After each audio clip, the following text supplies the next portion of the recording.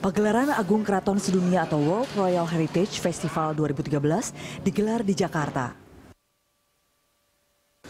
Perwakilan dari 165 kerajaan di Indonesia dan 11 perwakilan dari negara tetangga berkumpul di Monumen Nasional Indonesia Jakarta Pusat. Selain hadir mewakili kerajaan masing-masing daerah, mereka juga membawa serta sejumlah benda pusaka dan kebudayaan khas kerajaan masing-masing. Sejumlah acara mulai dari pameran benda-benda pusaka, workshop pembuatan keris, proses pembuatan batik, permainan gamelan, serta pembuatan jamu tradisional ditampilkan.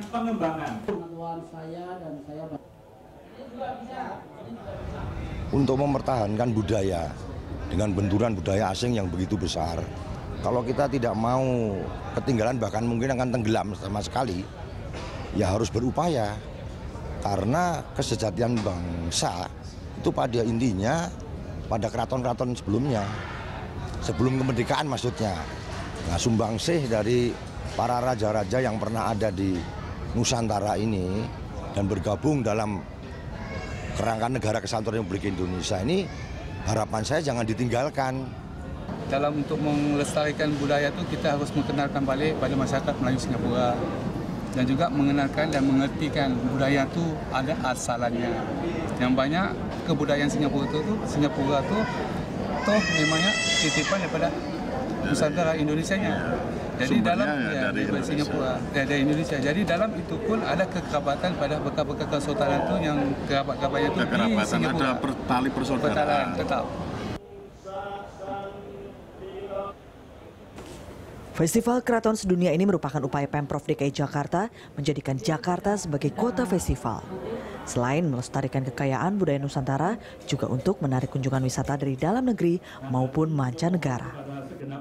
Saya kira kalau kita berbicara soal event budaya, ini tidak saja hanya berbicara soal persahabatan dan pertukaran informasi tentang budaya yang memberikan kontribusi terhadap peradaban, namun juga ini menjadi hal yang penting untuk promosi Jakarta. Jadi Jakarta kan memerlukan juga kegiatan-kegiatan pemasaran untuk lebih meningkatkan daya tariknya.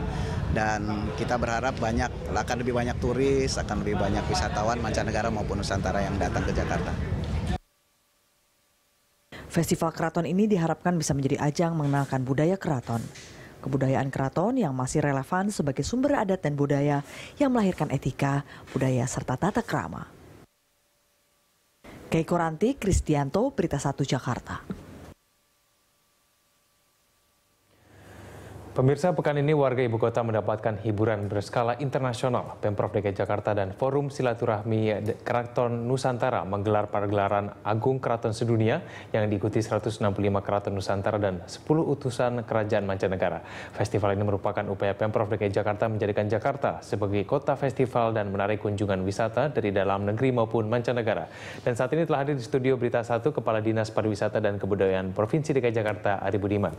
Selamat siang Pak Ari, terima kasih sudah hadir bersama kami di Jurnal Siang. Selamat siang. Selamat siang. Pak Ari, ini kalau kita lihat ini ada 165 kerajaan. Yang saya bingungkan ini bagaimana cara mengundangnya ini bisa sampai datang ke Jakarta ini? Iya, kan ada dua kelompok ya peserta. Kalau yang di dalam negeri 165 kerajaan memang kita bekerja sama dengan Forum Silaturahmi Keraton Nusantara. Jadi mereka memang mengorganisasikan keraton-keraton itu dengan baik sehingga memang relatif mudah. Jadi kita mulai persiapan ini sebetulnya pada bulan April yang lalu. Relatif, alhamdulillah nggak ada kesulitan. Kalau untuk menggunakannya nggak ada kesulitan ya? Iya, yang Keraton Nusantara ya. Ya. Yang luar negeri memang. Jadi yang luar negeri ini ada 10 negara kurang lebih ya? 10 negara? 11 negara, oke. Ya, yang luar negeri ini memang cukup unik cara-caranya ya. Jadi ini diplomasi Pak Jokowi lah gitu. Jadi tahap pertama beliau mengundang para duta besar dan kemudian beliau tentu secara pribadi maupun sebagai Gubernur Jakarta mempresentasikan rencana event ini dan kemudian ya tentu mengundang secara resmi. Dan kemudian juga beliau tentu saja kami semuanya berkoordinasi dengan Menteri Luar Negeri agar duta-duta besar kita di negara-negara yang kita undang gitu ya, itu diberikan informasi yang sama lah tentang keberadaan atau rencana kegiatan ini.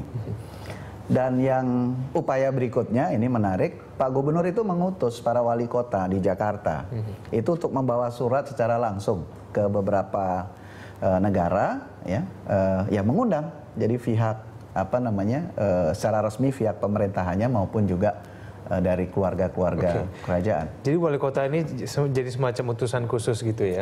Iya.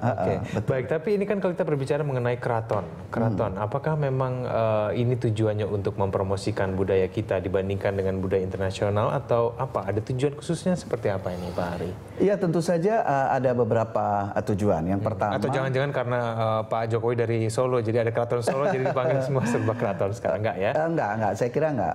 Tujuan utamanya memang tentu sesuai dengan visi Kota Jakarta. Ke depan ini Jakarta ingin menjadi kota yang berbudaya. Dan fungsi ibu kota kebetulan juga Jakarta ini kan dihuni dengan budaya multikultur kan. Berbagai macam suku, bangsa, bahkan juga komunitas internasional adalah di Jakarta ya Mas Egan ya. Jadi tentu sebagai ibu kota Jakarta berkepentingan untuk mencoba memperkenalkan kekayaan budaya bangsa itu ke dunia internasional tentu saja. Caranya tentu macam-macam ya, antara lain melalui festival ini yang unik karena boleh dibilang ini yang baru pertama kali dilakukan di dunia karena tidak hanya keraton-keraton atau katakanlah kerajaan-kerajaan Nusantara tapi juga internasional. Jadi kemudian menjadi mendunia. Dan yang juga kepentingan Jakarta tentu Pak Gubernur selalu bilang Jakarta ini harus terus-menerus melakukan city branding gitu kan. Jadi kita selalu berupaya untuk mempromosikan Jakarta dengan pendekatan budaya sehingga memang multikultur itu yang ingin dimajukan oleh Jakarta itu ya. City brandnya itukah yang ingin dimajukan di Jakarta? Iya, karena memang harus diakui bahwa kekuatan utama dari bangsa kita itu kan sebetulnya keberagaman yang kita miliki. Kebinekaan kita ini sebenarnya luar biasa. Dan yang paling afdol itu memang ibu kota kan, ibu kota Jakarta. Jadi Jakarta memang harus mencoba mempromosikan ibu kota negara karena mempromosikan seluruh khasanah kekayaan budaya bangsa yang dimiliki oleh bangsa Indonesia. Tentu saja tuan rumahnya tetap kearifan lokal yang ada di Jakarta kan Betawi. Jadi ini merupakan hal yang sangat menarik sehingga boleh dibilang Jakarta ini setiap akhir pekan itu harus terus ada festival-festival. Jadi baik, Pak Ari, ini mungkin banyak pemirsa yang juga mungkin belum tahu, cuma tahu ini ada festival keraton. Tapi mungkin Pak Ari punya hal-hal menarik yang bisa Pak Ari ceritakan ke pemirsa juga, kepada saya juga tentunya, yang bisa nanti pemirsa lihat pada saat nanti pergelaran nanti seperti apa. Ya tentu harus diakui terkadang kita ini kan tidak tahu ya bahwa ternyata bangsa kita ini bangsa yang sangat kaya, betul-betul memiliki keunikan dari aspek estetika, dari aspek etika, ya, yang sekarang ini kemudian mencoba dirangkum dalam suatu kegiatan yang bisa dinikmati begitu banyak masyarakat dan kemudian tentu dari sisi pengetahuan ini kita menjadi terbuka. Saya sendiri juga ternyata baru tahu misalnya begitu ya, ada beberapa kesultanan karena kita juga harus akui ternyata beberapa hal yang katakanlah budaya yang sekarang ini sama-sama menjadi budaya kekinian dan kemudian juga perilaku-perilaku kita tadi etika, tata krama dan kemudian juga estetika itu kan semuanya bersumber dari kerajaan-kerajaan itu begitu ya. Dan pada festival ini kita baru tahu gitu, oh ternyata apa yang selama ini pernah kita saksikan misalnya, oh ini ternyata berasal dari katakanlah kerajaan-kerajaan yang dulu pernah eksis dan barangkali menjadi pusat-pusat peradaban di Indonesia. Oke, nggak cuma ngomongin mengenai kebudayaan masa kini aja, tapi kita harus mengenal kebudayaan kita yang dulu. Begitu ya Pak Ari? Betul. Baik Pak Ari, kita akan lanjutkan dulu kita di segmen berikutnya. Pemirsa Jurnalis yang akan segera kembali. Dan kembali kita lanjutkan dialog kita masih bersama dengan saya Bapak Ari Buniaman. Pak Ari, ini kita kalau berbicara mengenai Jakarta ini identiknya dengan macet. Apakah dengan adanya perayaan festival ini optimis bisa menarik wisatawan datang yang mau ingin melihat? Padahal kan mereka juga berpikir, aduh macet, malas jalannya ke Monas gitu. Nggak begitu ya? Saya kira yang berpikir macet dan malas mungkin orang Jakarta kali ya. Karena orang Jakarta sendiri pasti. Jadi karena kita udah mungkin hampir ya cukup lama kan menikmati kemacetan ini. Tapi para wisatawan baik Nusantara maupun mancanegara sebetulnya tidak melihat macet itu sebagai kendala. Justru apapun kondisi kota Jakarta yang memang kita tentu menuju ke arah perbaikan-perbaikan, harus terus diwarnai dengan festival-festival yang berbasis budaya dan industri kreatif. Karena dipastikan semuanya ini menjadi daya tarik yang kemudian mendorong kan orang untuk datang. Mereka nggak akan merasakan lah kemacetan ini sebagai kendala. Tapi Pak Ari sudah cukup puas dengan promosi yang selama ini dilakukan. Kan ini dari bulan April. Mungkin sebetulnya bisa dari jauh lebih lama. Sudah cukup puas dengan semua promosi-promosi yang dilakukan? Iya, tentu masih banyak hal yang harus kita lakukan. Dan untuk promosi Jakarta rasanya memang belum optimal ya, apalagi kalau kita bandingkan dengan kompetitor lah ya. Kompetitor Jakarta ini kan bisa saja saya sebut katakanlah Singapura, Kuala Lumpur, kemudian Bangkok dan lain sebagainya. Memang masih kurang semarak sebetulnya apa yang dilakukan oleh Jakarta. Nah, namun kami tentu berupaya. Festival-festival yang kami gelar ini sebenarnya merupakan produk-produk baru yang bisa sekali lagi tadi menjadi daya tarik para wisatawan untuk mereka datang berkunjung ke Jakarta dan bisa menyaksikan festival-festival itu. Yang harus dilakukan adalah memang kami mempromosikannya itu ke luar negeri tentunya ya. Nah, ini memerlukan saya pikir biaya yang juga tidak sedikit. Tapi memang itu harus ditempuh. Dan tadi berbicara ini memang mulai April. Ya betul, memang relatif terbatas. Dan kita sudah sedikit melakukan evaluasi dan Pak Gubernur juga sudah memberikan arahan. Festival ini ideal 2 tahun sekali. Nah, sehingga insya Allah untuk penyelenggaraan tahun berikutnya, jadi di 2015 ya, kami sangat optimis bahwa jauh lebih hebat. Baik, Pak Ari tadi sempat menyinggung mengenai biaya. Ini kalau yang saya perhatikan, biayanya mencapai 20 miliar rupiah. Ini dari APBD. Ini 20 miliar ini kebanyakan untuk apa saja, Pak? Ya, tentu saja bayangkan kita mendatangkan tamu ya dari 165 raja-raja, sultan dan lain sebagainya. Mereka biasanya raja dengan permaisuri dan juga ada tim kesenian yang hadir di Jakarta untuk festival tersebut. Ada 1.000 lebih seniman-seniman yang tampil dari berbagai daerah, belum lagi yang nanti ikut serta di dalam kirap ya besok itu acara yang paling menarik. Nah, tentu kita menyediakan fasilitas untuk transportasi, untuk akomodasi, untuk konsumsi dan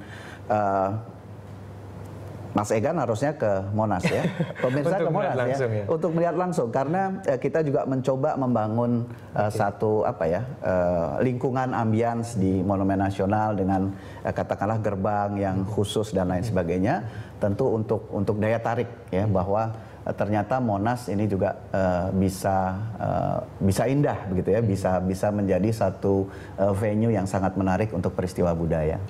Kalau kita berbicara mengenai tahun 2015 tadi, Pak Ari juga sempat menyinggung, apakah mungkin nanti akan dikeluarkan biaya yang lebih besar lagi untuk paling tidak untuk membuat semakin acara ini semakin iya, kalau diperlukan memang demikian kan, karena bayangkan saja Mas Egan, misalnya begini, kalau kita ingin mendatangkan kereta kencana dari kerajaan Inggris ini misalnya saja, Anda tentu bisa bayangkan berapa itu biaya pertanggungannya ya, bukan hanya pengirimannya, tapi kan harus diasuransikan misalnya hal seperti itu. Bisa saja bahwa dari pemerintah atau kerajaan Inggris lah yang menanggung, tapi kan tentunya sebagai tuan rumah, sebagai penyelenggara, ya etikanya kami kan yang harus mengcover seluruh pembiayaan. Jadi memang promosi itu mahal. Ya, jadi kalau angka 20 miliar itu sebenarnya untuk sebuah perhelatan dunia untuk kegiatan promosi ini sebetulnya relatif biasa-biasa saja.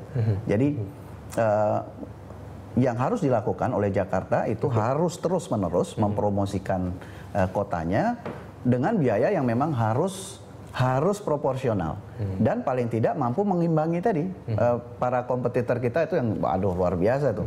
Mas. Baik, Pak Ari, ini ada 3 hari, masih ada besok ya untuk kesempatan untuk masih bisa melihat lagi ini. Nanti acara juga sempat diungkapkan ini puncak acara adalah kirap. Mungkin Anda bisa cerita sedikit tadi Anda sudah puncak acaranya. Kirap ini atau parade dari para raja dan permaisuri begitu ya. Besok pagi itu akan dimulai pukul 15.00, jadi jam 3 sore. Apa isinya kirap? Jadi urut-urutan atau paradenya ini yang penting adalah ada 80 kereta. Ya, 80 kereta kencana yang di dalamnya tentu para raja dan permaisuri, para peserta acara festival ini, begitu ya. Namun demikian juga tentu didahului dengan beberapa atraksi kesenian, kemudian juga ada prajurit-prajurit keraton, mereka mengirim ya, ada 4 atau 5 keraton yang mengirimkan barisan prajuritnya begitu ya. Dan ditambah lagi juga dengan kesenian-kesenian yang atraktif, yang juga ikut memeriahkan kirap budaya tersebut. Itu berarti nanti besok pada pukul 3 ya? Iya, pada pukul 3, tapi tentu saja akan ada penutupan jalan-jalan, jadi mungkin para pemirsa dan masyarakat yang ingin menyaksikan menyesuaikan ya. Saran saya harusnya jam 2 udah mulai memenuhi areal Jalan Medan Merdeka, karena kan rutenya itu dimulai atau start di Monumen Nasional dan kemudian keluar masuk ke Merdeka Utara. Merdeka Utara itu istana, kemudian Merdeka Barat, Merdeka Selatan, dan kemudian masuk lagi finish di Monas. Oke, baik Pak Ari, nanti kita lanjutkan lagi dulu, kita di segmen berikutnya masih berbicara mengenai festival ini. Dan pemirsa, kami akan segera kembali.